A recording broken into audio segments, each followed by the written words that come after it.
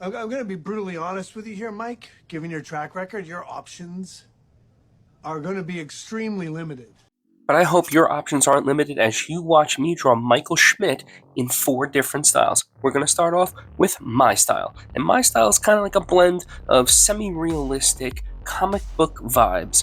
I hope you like all the little textures and all the little details that I'm going to throw in. There's going to be some hints of some purple in this. Now, it is a little bit different because I did this when the first FNAF movie came out, not when the second one came out.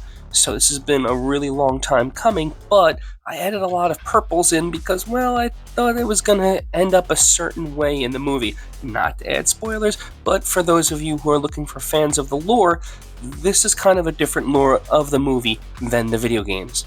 I wanted to add a little bit of purple because of, well, Ennard. And for those of you who know, you know. And if you have seen the second movie, let me know your favorite part that's a non-spoiler. If there are spoilers, I will delete them. And next up, we got the 8-bit section. And the reason why I did 8-bit is because there is tons of homages to 8-bit in this verse.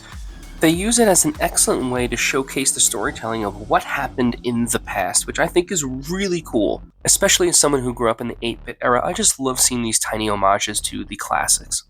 And another reason is it's a really cool way to do a cartoon effect without actually having to do a traditional cartoon effect. You can showcase it in a fun new way, and that's always what I love to do with all of my videos. But now we're going to transform him into the purple guy. And what do I mean by that? Well, if you know the lore, you know the lore. But in this case, I was originally thinking they were going to go the traditional route. It seems like it might not be, but you never know because you have to see the movie. But I kind of went for Ennard taking over, then kind of excreting him, and then Michael coming back as an undead. If you haven't played the games, well then I'm sorry because, well, that's not my fault that these games came out a long time ago.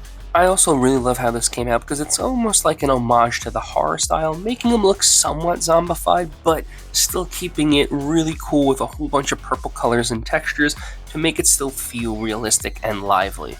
But now let's just draw Josh Hutcherson in all of his realistic glory. And for this, we're going to keep the coloring really simple, really smooth. And for that, we're going to use alcohol markers because we're going to layer them ever so slightly down. And we're going to curve all the lines of the hair to give it that nice, realistic blend to it. Because then when you layer color pencil over the top, that's how you get all these really smooth color pencil blends and all the smooth transitions within the skin colors itself.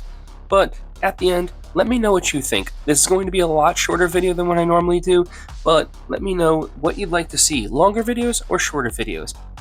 Up next, we're going to have Toy Bonnie with a little bit of a twist. I'm going to do a human style where I'm going to transform Toy Bonnie into Matt Pat for one of the sections, so you're not going to want to miss it. Till next time, I shall see you all in the next video.